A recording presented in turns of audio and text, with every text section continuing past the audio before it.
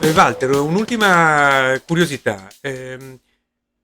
Emerge dai giornali una chiara evidenza di una sensibilizzazione molto forte, per fortuna anche, e di una presenza, di una vicinanza da parte delle istituzioni. Abbiamo visto che Draghi si è avvicinato ed è venuto in Marmolada per capire cosa era successo. Zaia, come sempre, anche lui in prima linea.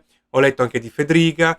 E da quello che emerge c'è una chiara sensibilizzazione da parte di tutte le forze politiche, delle istituzioni nel loro insieme, verso le montagne e queste tragedie. E anche, quindi, verso il soccorso alpino, un corpo fondamentale ed essenziale che è sempre stato a fianco delle persone. Ritieni che sia un inizio di una nuova sintonia con le istituzioni, che sia un buon segno? Cosa ne pensi? Ma sicuramente, come tu giustamente facevi notare, c'è stato un forte segnale da parte delle istituzioni. Il Premier Draghi ha voluto essere il giorno dopo in Marmolada, il giorno dopo l'incidente in Marmolada. E vi dico ha voluto esserci perché insomma vi racconto un po' l'aneddoto. Stavano giungendo con l'elicottero il Premier Draghi e il capo della Protezione Civile Curcio.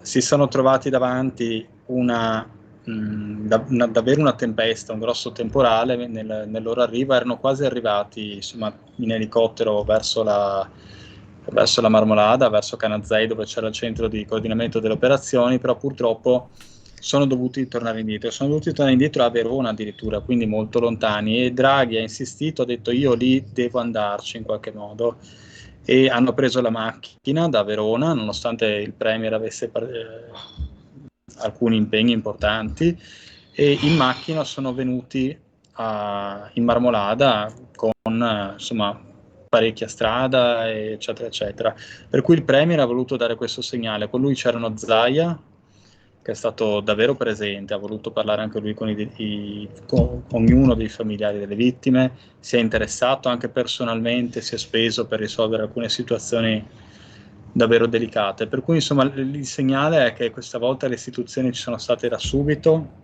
e hanno messo a disposizione qualsiasi tipo di supporto istituzionale e tecnico per arrivare a cercare di chiudere il prima possibile questa complicata operazione di soccorso. C'è da dire che per un soccorritore che rischia e fa grandi sforzi per cercare di aiutare le famiglie di queste persone sfortunate, vedere che le istituzioni sono vicine, ma vicine per davvero, che qualcuno viene lì e condivide con te alcune difficoltà, è davvero Bene, importante. benissimo, ci fa molto piacere. Allora,